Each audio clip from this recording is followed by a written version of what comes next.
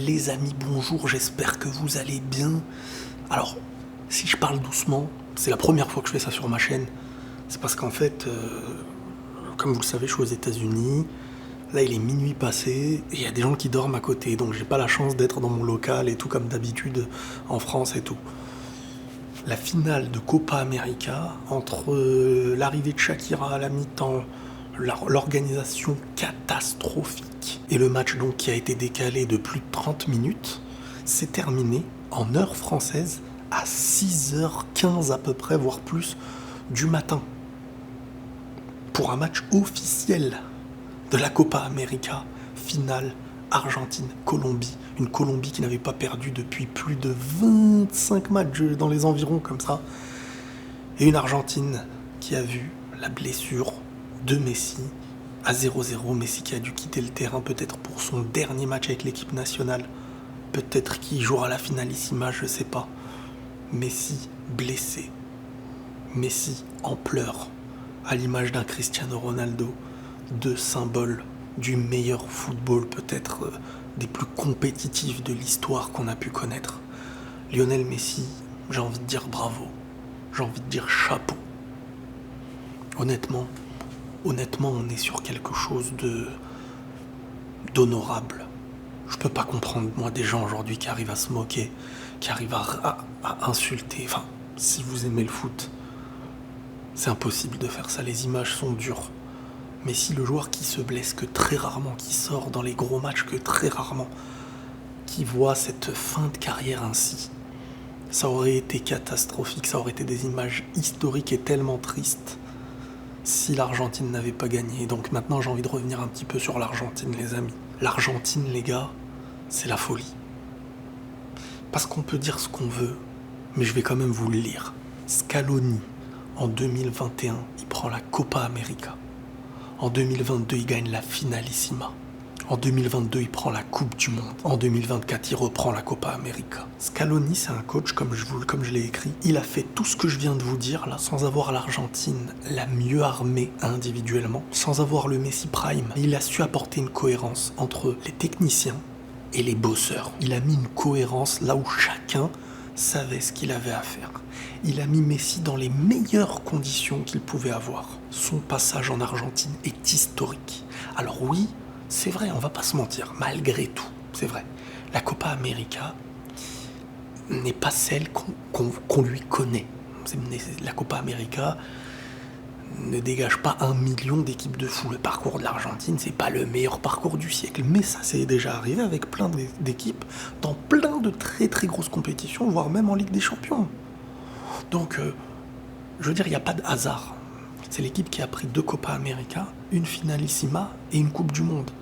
Si à la rigueur ils avaient pris qu'une Copa América et qu'ils faisaient n'importe quoi à côté, j'aurais pu comprendre. Ça me fait rire en train de chuchoter, là on dirait que je suis en train de faire de l'ASMR. Bref, donc ce que je suis en train de vous dire, c'est que ça, c'est interdit de sous-estimer ce truc-là. Donc les comparaisons, Copa, Euro et tout, ça n'existera pas. La Copa, c'est la Copa, l'Euro, c'est l'Euro, et à un moment donné, il faut arrêter. Voilà, j'ai envie de dire ça sert à rien. Parce qu'en fait, quand on veut dire ça, qu'est-ce qu'on veut dire? Certains, quand ils te diront la Copa c'est moins bien, c'est pour dire quoi? Que Messi, l'un des meilleurs joueurs de l'histoire, si ce n'est le meilleur joueur de l'histoire, ne mérite pas. Donc on veut décrédibiliser Messi, qui a autant de ballons d'or individuels, qui a déjà fait gagner ses équipes dans toutes les plus grosses compétitions.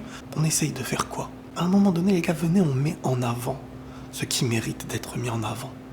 La Colombie, c'était quand même l'équipe de ce tournoi. Et l'Argentine, moi franchement, elle peut ne pas avoir le jeu des plus séduisants, mais les gars, elle est d'une solidité hors du commun. Le mental, le cœur qui est mis. Moi, je veux dire, qui bat cette Argentine? Qui l'a battue en Coupe du Monde? Hormis l'Arabie Saoudite pour le premier match, dans un match inattendu en phase de groupe. Qui, comme grosse équipe aujourd'hui, a tapé cette Argentine? Et puis si elle t'emmène au pénalty, t'es en danger. Un gardien, déjà la première ligne, déjà le dernier rempart là, Emiliano Martinez est un démon. C'est un monstre, ce mec. C'est un monstre mental, c'est un monstre sur sa ligne, c'est un monstre qui sauve des finales de Coupe du Monde. Cette équipe mérite. Et en plus, elle en prend 2. Messi, c'est incroyable. Alors, certes, on ne retiendra pas Messi sur cette finale, mais il aura contribué à l'amener en finale. Et peu importe, comme je vous ai dit, les gars, interdiction de dénigrer ces footballeurs. Tu peux pas dénigrer Messi, si ce n'est que c'est plus pour des intérêts liés au football que tu parles, mais pour toi-même. J'ai carrément oublié d'allumer la lumière derrière. C'est dans l'histoire tout ça. Maintenant Messi, tu peux te reposer. Tonton Messi, tu peux te reposer. Tu as fini le jeu, tu as tout gagné. T'as un nombre de ballons d'or incalculable. Tu peux appeler le dragon Shenron dans Dragon Ball. T'as 2 Copa América. T'as une Coupe du Monde. T'es un joueur historique. Tu peux te reposer en paix, mon ami. C'est fini. Faut pas pleurer. T'as pas à pleurer. T'es un amoureux du ballon, t'es un amoureux du football. Mais ne pleure pas. Sois fier. Sois content. Est-ce qu'un jour on reverra un joueur comme ça? Donc les gars, au lieu de passer le temps à vu qu'un tel critique ton joueur, je vais critiquer ce joueur. Certains se sont moqués de Ronaldo qui pleure, je vais me moquer de Messi qui pleure. Mais on gagne quoi à ça? Pourquoi on copie pas les bons exemples? Pourquoi on n'essaye pas de faire partie de ceux qu'on doit copier pour être dans le juste? Pourquoi quand on voit de l'injustice, on doit dire je vais être injuste moi aussi? Moi un jour j'ai envie de me dire Messi, Ronaldo, quand je regardais le foot à l'époque où ils jouaient encore, je les ai respectés, ces joueurs-là. J'en serais fier. Bref. Et le symbole de cette finale que je trouve beau, un petit peu comme à la Copa, quand Ronaldo, certes, contribue à arriver en finale avec cette équipe, mais il ne la joue pas réellement après sa blessure, j'y vois le même symbole. Une équipe qui sait aussi se battre pour le leader, qui a tout donné pour eux quand il fallait, et qui, quand il vit sa difficulté, l'équipe l'aide à monter, l'aide à gagner. C'est ça le vrai football, c'est ça le vrai sport. C'est celui qui t'a élevé, dès qu'il tombe, tu continues de l'élever. Et ça montre que c'est un sport collectif, au mental. Je pense que Di Maria aussi signe son dernier match, et toujours un homme fort de finale, un homme qui gagne ses finales. Bravo à l'Argentine, bravo à Scaloni, bravo à Léo Messi. Vous êtes les meilleurs. La Colombie aussi, j'ai envie de les féliciter. James Rodriguez, je l'ai vu à un niveau que je n'avais pas vu de sa part depuis très longtemps. James Rodriguez, vraiment, c'est un joueur, les gars, qui est un foot d'une ancienne génération. Un foot d'inspiration, un foot où chacun était différent par son football, pas un foot de restrictions tactiques et tout ça là. Un sacré footballeur avec une patte gauche hors norme et une belle carrière malgré tout. Bravo à eux aussi. Bref, la Colombie et l'Uruguay, avec cette Argentine, auront été quand même, j'ai envie de dire le Brésil aussi, qui reste une équipe malgré tout, même si elle fait tâche sur les dernières années.